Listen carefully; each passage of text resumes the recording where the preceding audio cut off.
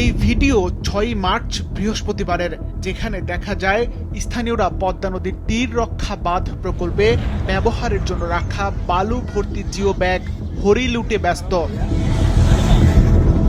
শুধু এই একদিনই নয়, শরীয়তপুরের ভিতরগঞ্জ উপজেলার চরভাগা এলাকায় এই হরিলুটের ঘটনা ঘটে টানা ২ দিন। বৃহস্পতিবারের পর শুক্রবারও প্রশাসনের নাকের ডগায় প্রকাশ্যে এই হরিলুটের ঘটনা ঘটে। এই ঘটনায় ২ দিনে প্রকল্প এলাকাটি থেকে ১৩,৫৪৬টি জিও ব্যাগ লুট করা হয়। এতে বালুর নিচে চাপা পড়ে আরও ১৫,০০০ বস্তা, যার আর্থিক ক্ষতি প্রায় ১ কোটি টাকারও বেশি। এখন প্রশ্ন উঠছে, কার ইশারায় প্রকাশ্য দিবালোকে জিও ব্যাগ লুটের এই ঘটনাটি ঘটল? স্থানীয়দের দাবি, সরকারের কাছ থেকে নতুন বাজেট নেওয়ার উদ্দেশ্যে ঠিকাদারি প্রতিষ্ঠানের প্রকল্প পরিচালক লোকমান তাদের জিও ব্যাগগুলো নিয়ে যেতে বলে।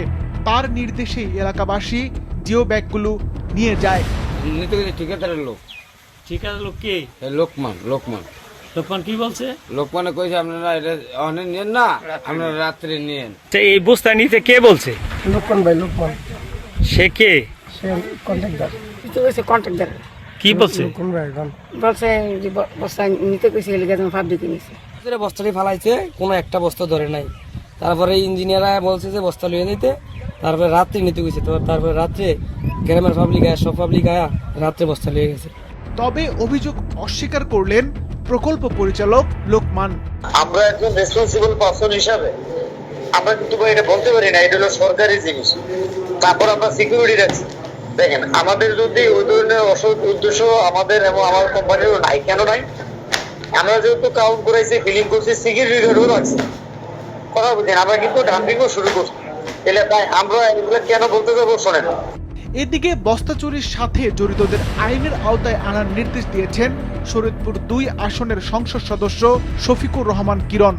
যারা বস্তা চুরি করে নিয়েছেন, যারা বস্তা কেটে মাটি ফেলে চুরি করে নিয়েছেন, আগামী ১২ ঘন্টার মধ্যে যেখান থেকে বস্তা এনেছেন তা দিয়ে আসবেন। ১৩ ঘন্টার সময় অপারেশন শুরু হবে। ৪ বাড়িতে বস্তা পাওয়া যাবে, তাদের বিরুদ্ধে শাস্তিমূলক ব্যবস্থা গ্রহণ করা হবে।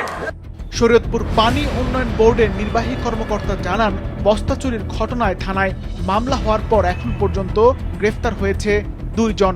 সম্পত্তিটা ঠিকাদার সম্পত্তি। ঠিকাদার পরের দিন জিডি করে এবং জিডি করার পরে একটা মামলার এজাহারও দাখিল করে। এজাহার মানে মামলার নম্বর পড়ছে কিনা এই তথ্যটা আমার কাছে নাই, তবে এজাহার করার পরে ২ জনকে গ্রেফতারও করা হয় এবং গ্রেপ্তার করার পরে ওখানকার যে ওসি তদন্ত, সে তার সঙ্গে আমার কথা হয়েছে, সে বললো যে সে তার তদন্ত চলমান আছে, তারাই বের করবে যে পিছনে কারা দায়ী আছে।